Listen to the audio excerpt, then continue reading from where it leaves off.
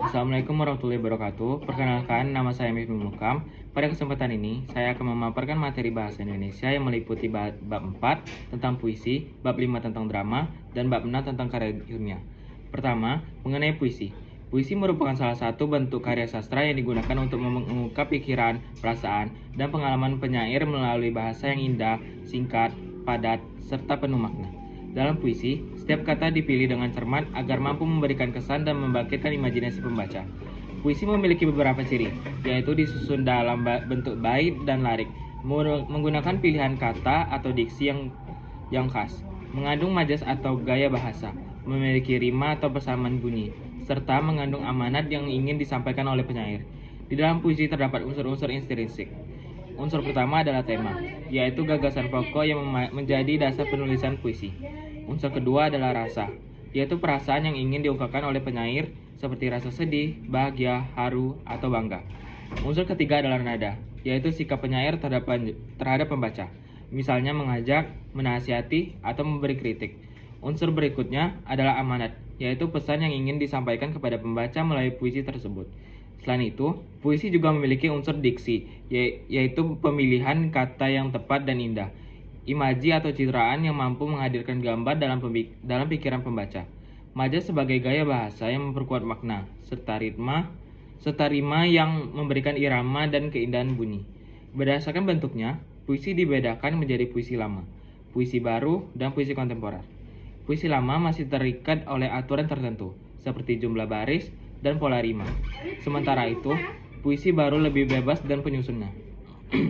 Dan puisi kontemporer merupakan bentuk puisi modern yang sering kali tidak terikat oleh kaidah tertentu. Selanjutnya, mengenai drama. Drama adalah karya sastra yang menggambarkan kehidupan manusia melalui percakapan dan tindakan para tokohnya untuk dipentaskan di atas panggung. Dalam drama, cerita disampaikan melalui dialog sehingga penonton atau pembaca dapat memahami jalan cerita dan pesan yang terkandung di dalamnya. Drama memiliki dua unsur, yaitu unsur intrinsik dan unsur ekstrinsik. Unsur intrinsik dalam drama terdiri atas tema, tokoh dan penokohan, latar, alur, amanat, dan dialog. Tema merupakan pokok persoalan yang dibahas dalam drama. Tokoh adalah pelaku yang terlibat dalam cerita, sedangkan penokohan merupakan watak atau sifat yang dimiliki oleh tokoh tersebut. Latar dalam drama meliputi latar tempat, latar waktu, dan latar suasana. Alur merupakan rangkaian peristiwa yang membentuk jalan cerita, mulai dari pengenalan, munculnya konflik, klimaks, hingga penyelesaian. Amanat adalah pesan moral yang ingin disampaikan pengarang kepada pembaca atau penonton.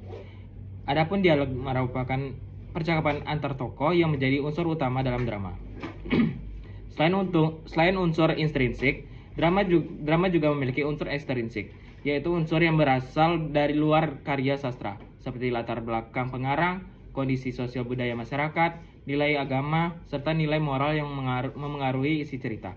Drama memiliki beberapa perbedaan dengan puisi dan cerpen. Drama disusun dalam bentuk dialog dan ditunjukkan untuk dipentaskan. Puisi disusun dalam bentuk bait dan larik, serta menonjolkan keindahan bahasa. Sementara itu, cerpen disusun dalam bentuk paragraf dan menceritakan suatu peristiwa secara singkat.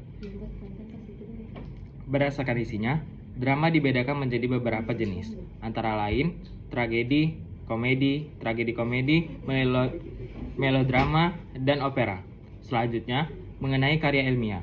Karya ilmiah adalah suatu tulisan yang disusun berdasarkan fakta, data, dan hasil penelitian dengan menggunakan metode ilmiah. Penulisan karya ilmiah bertujuan untuk memberikan informasi, menjelaskan suatu masalah, atau menyampaikan hasil penelitian secara sistematis dan dapat dipertanggungjawabkan. Jenis-jenis karya ilmiah antara lain makalah, artikel ilmiah, laporan penelitian, skripsi, tesis, dan disertasi. Masing-masing memiliki fungsi dan tingkat pembahasan yang berbeda.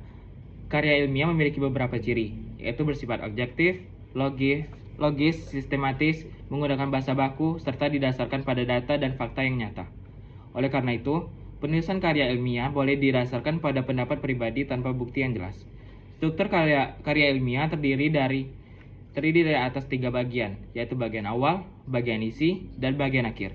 Bagian awal meliputi halaman judul, kata pengantar, dan daftar isi.